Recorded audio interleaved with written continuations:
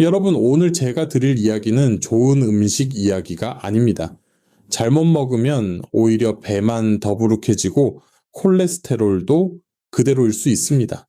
그런데 제대로 먹으면 60대 이후 가장 무서운 두 가지 뼈와 혈관을 동시에 되살리는 출발점이 될 수 있습니다.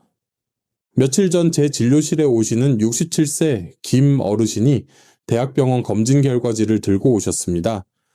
골밀도와 혈관 관련 수치가 함께 들어있는 종합 결과였지요. 그런데 결과를 본 담당 의사가 잠깐 말을 멈추더니 최근에 생활을 크게 바꾸셨나요? 콜레스테롤 수치가 내려가고 염증 관련 지표도 이전보다 안정적이네요. 라고 물었다고 합니다. 어르신은 약을 바꾼 것도 아니고 비싼 보조제를 새로 시작한 것도 아니었습니다. 단 하나 아침 식탁의 습관을 바꿨을 뿐입니다. 저 전문의로서 거의 30년 동안 노인에 대한 연구와 치료에 헌신해 왔습니다. 그래서 저는 압니다. 60세 이후의 건강은 하나만 고치면 해결되지 않습니다. 뼈가 약해지면 넘어질까? 두렵고 혈관이 나빠지면은 어느 날 갑자기 쓰러질까 두렵습니다. 그런데 이 두 문제는 따로 움직이는 것 같아도 실제로는 같은 방향으로 무너지는 경우가 많습니다. 혈관이 딱딱해지고 좁아지면 뼈에 필요한 영양이 전달되는 길도 함께 약해지기 때문입니다. 여기서 오늘의 숨겨진 진실이 나옵니다. 병아리 콩은 그냥 삶아 먹는다고 해서 모두에게 같은 결과를 주지 않습니다. 어떤 분들은 콩이 몸에 좋대 하고 한 번에 많이 드시다가 가스가 차고 속이 불편해져서 포기합니다. 또 어떤 분들은 소금이 많은 가공 스낵으로 드시고는 효과 없네 라고 단정합니다. 그러나 방식이 바뀌면 이야기도 바뀝니다. 실제로 12주 동안 매일 콩을 일정량 섭취한 그룹에서 총 콜레스테롤이 의미 있게 감소했다는 보고도 있었지요. 이런 근거는 저희가 희망을 말할 때 과장 대신 방향을 잡아줍니다. 그래서 오늘 저는 딱 한 가지를 약속드립니다. 병아리 콩을 뼈를 위한 방법, 혈관을 위한 방법으로 나눠서 어르신들이 따라하기 쉬운 식탁 언어로 설명해 드리겠습니다.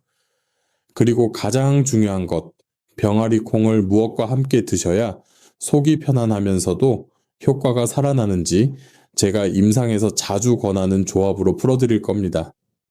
시작하기 전에 댓글로 한 번만 알려주실래요? 지금 여러분은 한국의 어느 지역 혹은 해외 어디에 계신가요? 그리고 그곳은 지금 몇 시인가요? 저는 이 영상이 끝나고도 여러분의 오늘 밤과 내일 아침 식탁까지 함께하고 싶습니다. 자, 이제부터 본론으로 들어가겠습니다. 왜 어떤 분은 콩을 먹고도 달라지지 않고 어떤 분은 의사까지 놀라게 되는 변화를 만드는지 그 갈림길을 정확히 짚어드리겠습니다. 소름 끼치는 진실. 뼈와 혈관이 동시에 붕괴된다. 대부분의 60대 이후 골절은 칼슘이 부족해서가 아닙니다. 이미 그 전에 혈관이 먼저 망가졌기 때문입니다. 이 문장을 처음 들으면 마음이 철렁 내려앉으실 겁니다. 하지만 저는 이 말을 거의 매주 진료실에서 아주 냉정한 현실로 확인하고 있습니다. 많은 어르신들이 나는 칼슘을 꾸준히 먹었는데 왜 뼈가 부러졌을까요? 라고 묻습니다. 그 질문 속에는 억울함과 두려움이 함께 담겨 있습니다. 60세를 넘기면 두 가지 공포가 그림자처럼 따라다닙니다. 하나는 소리 없이 진행되는 골다공증입니다. 통증도 경고도 없다가 어느 날 가볍게 미끄러졌을 뿐인데 엉덩이 뼈가 부러집니다. 다른 하나는 조용히 진행되는 동맥경화입니다. 숨이 조금 차고 다리가 잘 붓고 어지럼한 정도로 시작되지만 어느 순간 뇌졸중이나 심근경색으로 모습을 드러냅니다. 문제는 이 두 가지가 따로 움직이지 않는다는 데 있습니다. 저는 이것을 같은 시간표를 가진 붕괴라고 부릅니다. 현실은 참으로 안타깝습니다. 많은 어르신들이 수년간 칼슘제를 드십니다. 우유도 챙기고 뼈에 좋다는 영양제도 빠뜨리지 않습니다. 그런데도 골밀도는 생각만큼 오르지 않습니다. 이유가 무엇일까요? 칼슘이 부족해서가 아닙니다. 칼슘이 뼈까지 도달하지 못하기 때문입니다. 그 길 바로 혈관이 이미 염증으로 좁아지고 기름때처럼 쌓인 콜레스테롤로 막혀 있기 때문입니다. 아무리 좋은 재료를 실어 보내도 길이 막혀 있으면 목적지에 도착할 수 없습니다. 이 이야기를 들으면 제가 몇 년 전 이탈리아에서 만난 72세 마리아 여사가 떠오릅니다. 토스카나 지역에 사시던 분이었는데 10년 넘게 칼슘 보충제를 빠짐없이 드셨습니다. 햇볕도 잘 쬐고 산책도 꾸준히 하셨지요. 그런데 어느 겨울날 집 안에서 살짝 미끄러지며 대퇴골 골절을 겪으셨습니다. 수술 후 회복 과정에서 의료진이 놀란 것은 뼈 상태만이 아니었습니다. 검사 결과 혈관의 석회화와 만성염증 수치가 꽤 진행되어 있었던 것입니다. 뼈를 지탱해줄 환경이 이미 무너져 있었던 셈입니다. 여기서 비유 하나를 들어보겠습니다. 우리 몸의 혈관을 오래된 집으로 들어오는 수도관이라고 생각해 보십시오. 그리고 뼈는 그 물로 유지되는 집의 기둥과 벽입니다. 수도관이 녹슬고 기름때와 찌꺼기로 막혀 있다면 어떻게 될까요? 아무리 깨끗한 물, 즉 칼슘과 단백질을 보내도 집 안으로 제대로 들어오지 못합니다. 결국 집은 점점 약해지고 작은 충격에도 무너지기 쉬운 상태가 됩니다. 이것이 바로 많은 어르신들이 겪는 현실입니다. 실제로 여러 역학 연구에서 혈관 건강이 나쁜 노년층일수록 골절 위험이 높다는 연관성이 반복해서 보고되고 있습니다. 혈관 내 염증은 뼈를 만드는 세포의 활동을 방해하고 동시에 뼈를 파괴하는 신호를 강하게 만듭니다. 그러니 칼슘만 보충하는 전략은 밑 빠진 독에 물을 붓는 것과 다르지 않습니다. 그래서 저는 진료실에서 늘 같은 순서로 설명드립니다. 뼈를 살리고 싶다면 먼저 혈관을 살려야 합니다. 혈관이 부드럽게 열려 있어야 영양이 흐르고 그래야 뼈도 반응합니다. 이 순서를 바꾸면 노력은 배로 들고 결과는 반으로 줄어듭니다. 어르신들이 가장 억울해지는 지점이 바로 여기입니다. 지금 이 이야기를 들으며 마음 한켠이 무거워지셨을지도 모르겠습니다. 하지만 절망하실 필요는 없습니다. 이유를 알았다는 것은 방향을 바꿀 수 있다는 뜻이기 때문입니다. 혈관과 뼈를 동시에 생각하는 식탁, 그 출발점에 우리가 이미 알고 있는 아주 평범한 식재료가 있습니다. 그리고 이제 그 재료의 이야기를 시작할 시간입니다. 그리고 여기서부터 병아리 콩이 등장합니다. 다만 여러분이 지금까지 먹어온 방식과는 전혀 다른 모습으로 말입니다. 뼈를 튼튼하게 하고 혈관을 깨끗하게 하는 세 가지 황금 조합. 이제부터가 오늘 이야기의 핵심입니다. 많은 분들이 병아리 콩이 좋다는 말은 이미 들으셨을 겁니다. 하지만 제가 진료실에서 수없이 확인한 사실은 하나입니다. 병아리 콩은 혼자서는 절대 완전한 역할을 하지 못합니다. 뼈도 혈관도 장도 각각 필요한 짝이 있습니다.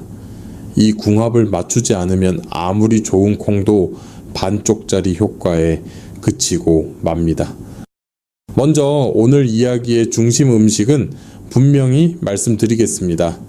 잘 불리고 충분히 익힌 병아리 콩입니다. 이 병아리 콩을 기준으로 지금부터 세 가지 방향으로 나눠 설명드리겠습니다. 첫 번째는 뼈를 위한 조합입니다. 나이가 들수록 뼈가 약해지는 가장 큰 이유는 단순히 칼슘 섭취가 부족해서가 아닙니다. 칼슘은 벽돌에 불과합니다. 벽돌만 쌓아서는 집이 만들어지지 않습니다.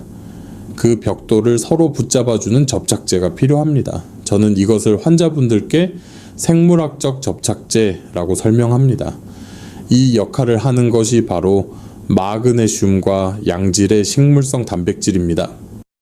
병아리콩은 이 두 가지를 동시에 갖고 있는 드문 식재료입니다.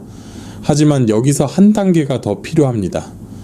병아리콩 옆에 미네랄이 농축된 씨앗류, 특히 오래 볶지 않은 작은 씨앗을 함께 섭취할 때 뼈의 반응이 달라집니다. 이 조합을 처음 접한 분들은 콩에 왜 이런 걸 같이 먹느냐? 고 묻지만 실제 임상에서는 결과가 분명합니다. 이탈리아 북부 밀라노 근교에 사는 74세 로사 할머니의 사례가 떠오릅니다. 이분은 8년 넘게 골다공증 진단을 받고 약과 보충제를 병행하고 있었습니다. 큰 변화는 없었지요. 현지 영양상담 과정에서 병아리콩을 기본으로 한 식단에 씨앗류를 소량 곁들이는 방식을 4개월간 유지했습니다.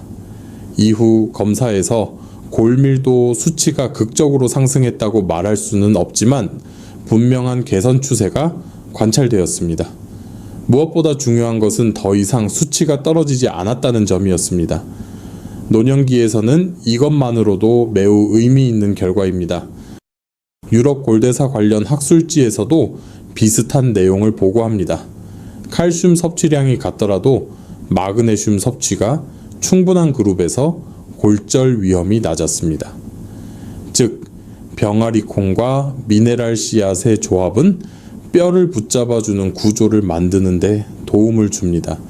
이것이 첫 번째 황금 조합입니다. 뼈를 위해서는 병아리콩을 반드시 이런 방식으로 생각하셔야 합니다. 이제 두 번째입니다. 혈관을 위한 조합입니다. 여기서도 기준은 같습니다. 삶은 병아리콩입니다.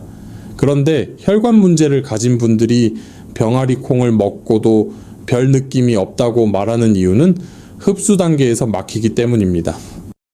병아리콩에는 철분과 폴리페놀 수용성 식이섬유가 풍부합니다. 하지만 이 성분들이 혈관 내에서 제대로 작동하려면 한 가지 조건이 필요합니다. 바로 비타민C 환경입니다. 저는 이 부분을 혈관 문을 여는 열쇠라고 설명합니다. 비타민C가 부족하면 병아리콩의 좋은 성분은 반쯤 잠긴 문 앞에서 멈춰버립니다. 그래서 병아리콩을 드실 때는 반드시 신선한 녹색 채소나 비타민C가 풍부한 채소와 함께 드셔야 합니다. 이 조합이 중요한 이유는 단순한 흡수 문제가 아닙니다. 비타민C는 혈관 내피세포의 염증을 낮추는데 직접적인 역할을 합니다. 내피세포가 편안해져야 혈압도 부드럽게 반응합니다. 실제로 한국영양학회지에 실린 한 연구에서는 식물성 단백질과 비타민C를 함께 섭취한 노년층에서 수축기 혈압이 유의미하게 감소하는 경향을 보였습니다.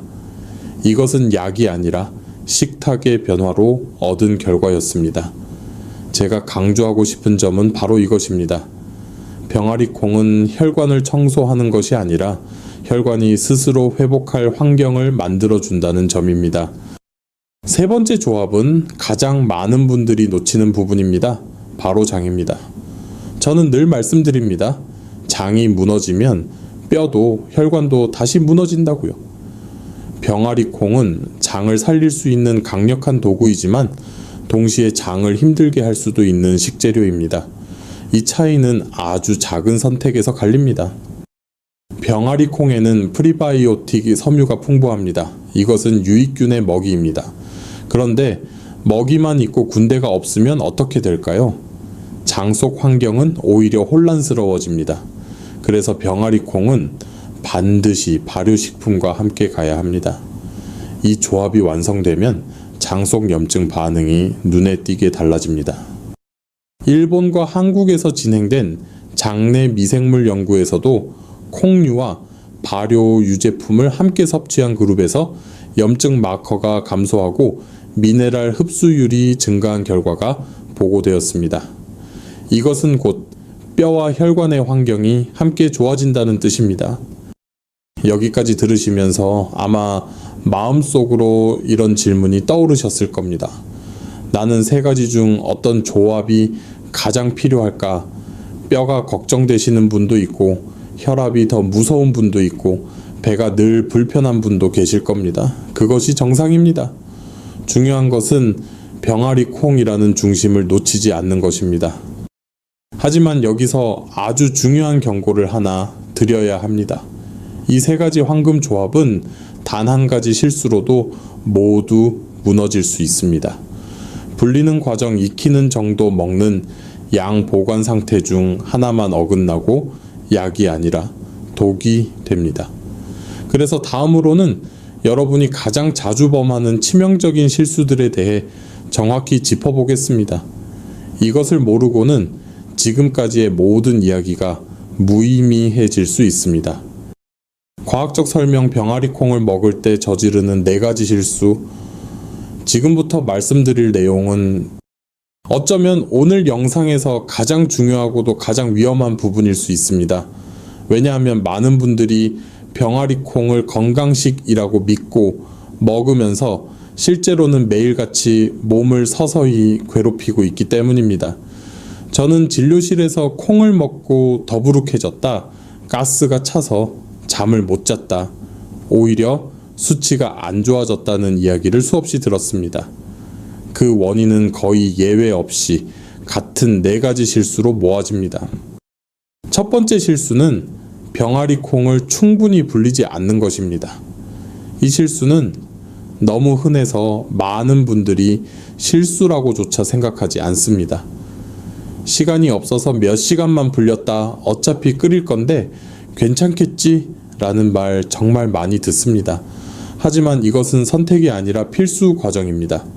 병아리 콩은 겉껍질이 단단한 콩입니다. 충분히 불리지 않으면 콩 속에 남아있는 렙틴과 사포닌 같은 한경양 성분이 문제를 일으킵니다. 이 성분들은 장 점막을 자극하고 미네랄 흡수를 방해합니다. 즉 뼈를 위해 먹는 콩이 오히려 칼슘과 철분이 흡수되는 것을 막는 역설적인 상황이 생깁니다. 특히 60세 이후에는 장벽이 약해지기 때문에 이런 자극에 훨씬 민감하게 반응합니다. 서울에 사는 69세 박모 어르신의 사례가 있습니다. 혈관에 좋다는 말을 듣고 병아리 콩을 드시기 시작했지만 매번 배가 부풀고 화장실을 들라 걸렸습니다. 알고 보니 3-4시간만 불려 바로 끓여 드셨던 것입니다. 불리는 시간을 하룻밤으로 늘리고 냉장 보관하며 불리도록 바꾼 뒤에야 증상이 사라졌습니다. 이 첫 번째 실수만 바로잡아도 병아리 콩에 대한 인상이 완전히 달라집니다. 두 번째 실수는 너무 많이 먹는 것입니다. 이것은 특히 건강에 관심이 많은 어르신들에게서 자주 보입니다.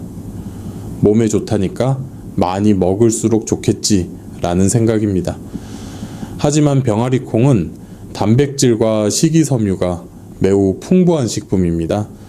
젊은 사람에게는 장점이지만 노년기는 부담이 될 수 있습니다. 단백질을 과도하게 섭취하면 신장이 이를 처리하기 위해 더 많은 일을 해야 합니다. 60세 이후에는 신장 기능이 자연스럽게 감소합니다. 여기에 과도한 단백질이 더해지면 피로감 부종 심하면 수치 악화로 이어질 수 있습니다. 또한 식이섬유를 한꺼번에 많이 섭취하면 장내가스가 급격히 증가합니다. 부산에 거주하는 71세 최모 어르신은 매 끼니마다 병아리 콩을 밥처럼 드셨습니다. 처음에는 포만감이 좋아 만족하셨지만 몇 주 후부터는 배가 항상 더부룩하고 밤에 잠을 설치였습니다. 양을 하루 한 줌 정도로 줄이자 오히려 몸이 가벼워졌다고 말씀하셨습니다. 병아리 콩은 약이 아닙니다. 정해진 양을 지킬 때 비로소 약이 됩니다. 세 번째 실수는 보관을 잘못하는 것입니다. 이 실수는 가장 조용하지만 가장 치명적일 수 있습니다. 병아리 콩을 대량으로 사서 습한 부엌 한쪽에 두는 경우가 많습니다. 겉으로는 멀쩡해 보여도 곰팡이, 독소는 눈에 보이지 않습니다. 특히 아플라톡신 같은 독소는 간에 매우 치명적입니다. 경기도의 한 68세 여성 환자는 오래 보관한 병아리 콩을 드신 뒤 간 수치가 급격히 상승해 병원 치료를 받았습니다. 냄새가 약간 이상했지만 씻으면 괜찮겠지라고 생각하셨다고 합니다.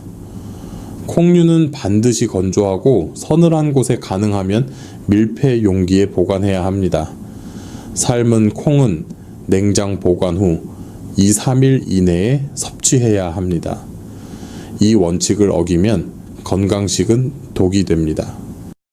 네 번째 실수는 가공된 병아리 콩 제품을 건강식으로 착각하는 것입니다. 시중에 나와 있는 병아리 콩, 스낵칩, 튀김 제품들은 대부분 소금과 기름이 과도하게 들어 있습니다. 콩으로 만들었으니 괜찮겠지라는 생각은 매우 위험합니다. 이런 제품들은 혈압과 혈관 건강에 오히려 악영향을 줍니다. 서울에 사는 66세 송모 어르신은 병아리 콩 칩을 간식으로 매일 드셨습니다. 한 달 뒤 혈압이 급격히 올라 응급실을 찾았습니다. 성분을 확인해 보니 나트륨 함량이 일반 과자보다 더 높았습니다. 병아리 콩은 원형 그대로 단순한 조리 방식으로 먹을 때만 의미가 있습니다. 자, 이렇게 네 가지 실수를 모두 살펴보셨습니다. 혹시 이 중에 나도 해당되는 게 있다고 느끼셨나요? 괜찮습니다. 지금 알게 되신 것이 가장 중요합니다. 그렇다면 이제 다음 질문이 남습니다. 어떻게 먹어야 병아리 콩이 짐이 아니라 약이 될 수 있을까요? 바로 그 답을 다음 부분에서 아주 구체적으로 알려드리겠습니다. 병아리 콩을 약으로 바꾸는 5가지 올바른 섭취 방법, 이제부터는 이론이 아니라 실제로 여러분의 식탁에서 바로 적용해야 할 이야기입니다. 저는 진료실에서 늘 이렇게 말씀드립니다. 좋은 음식은 많이 아는 것이 아니라 제대로 먹는 사람이 이깁니다. 병아리 콩도 마찬가지입니다. 지금부터 알려드리는 5단계만 지키시면 병아리 콩은 여러분의 몸에 부담이 아닌 분명한 도움이 됩니다. 첫 번째 단계는 불리는 과정입니다. 이것은 선택이 아니라 절대적인 기본입니다. 병아리 콩은 겉껍질이 두껍고 단단해서 물이 속까지 스며드는데 시간이 오래 걸립니다. 최소 8시간 가능하다면 실 12시간은 불려야 합니다. 가장 좋은 방법은 저녁에 잠자기 전에 찬물에 담가 냉장고에 넣어두는 것입니다. 이렇게 하면 여름에도 상하지 않고 한경량 성분이 충분히 빠져나옵니다. 이 과정을 건너뛰면 아무리 잘 조리해도 속이 불편해질 가능성이 큽니다. 두 번째 단계는 완전히 익히는 것입니다. 불린 병아리 콩은 반드시 푹 익혀야 합니다. 일반 냄비라면 끓기 시작한 뒤 약한 불로 최소 40분 이상 손가락으로 눌렀을 때 쉽게 으깨질 정도가 되어야 합니다. 압력밥솥을 사용할 경우에는 훨씬 부드럽게 익힐 수 있습니다. 덜 익은 병아리 콩은 장을 자극하고 노년기에는 가스와 복부 팽만의 원인이 됩니다. 아삭한 식감이 좋다는 생각은 여기서 내려놓으셔야 합니다. 세 번째 단계는 하루 섭취량을 정확히 지키는 것입니다. 이 부분에서 많은 분들이 실패합니다. 병아리 콩은 하루의 마른 상태 기준으로 30-50끼면 충분합니다. 익힌 후 기준으로는 종이컵 반 컵에서 1컵 정도입니다. 손으로 한 움큼이라고 생각하시면 가장 쉽습니다. 이 양이면 단백질, 식이섬유, 미네랄을 충분히 얻으면서도 위장과 신장에 부담을 주지 않습니다. 이것보다 많아지면 효과는 늘지 않고 불편함만 늘어납니다. 네 번째 단계는 먹는 시간과 방식입니다. 병아리 콩은 공복에 많이 드시는 것을 권하지 않습니다. 특히 위장이 약한 분들은 아침 공복보다는 점심이나 저녁 다른 음식과 함께 드시는 것이 좋습니다. 씹는 과정도 중요합니다. 잘 씹지 않고 삼키듯 먹으면 장에서 부담이 커집니다. 병아리 콩은 빠른 음식이 아닙니다. 천천히 씹으며 먹어야 약이 됩니다. 5번째이자 가장 중요한 단계는 궁합을 지켜 먹는 것입니다. 오늘 영상에서 반복해서 강조한 핵심입니다. 병아리 콩은 혼자 먹지 않습니다. 뼈가 걱정되시는 분들은 미네랄이 풍부한 재료와 함께 혈관이 걱정되시는 분들은 비타민C가 풍부한 채소와 함께 장이 약하신 분들은 발효식품과 함께 드셔야 합니다. 이 원칙만 지켜도 병아리 콩의 작용 방향이 완전히 달라집니다. 여기서 한 가지 더 강조하고 싶은 점이 있습니다. 병아리 콩을 매일 꼭 먹어야 한다는 강박은 필요 없습니다. 일주일에 3, 5회 꾸준히 드시는 것이 오히려 장기적으로 훨씬 안정적입니다. 몸이 보내는 신호를 느끼면서 조절하는 것이 노령이 식사의 가장 중요한 원칙입니다.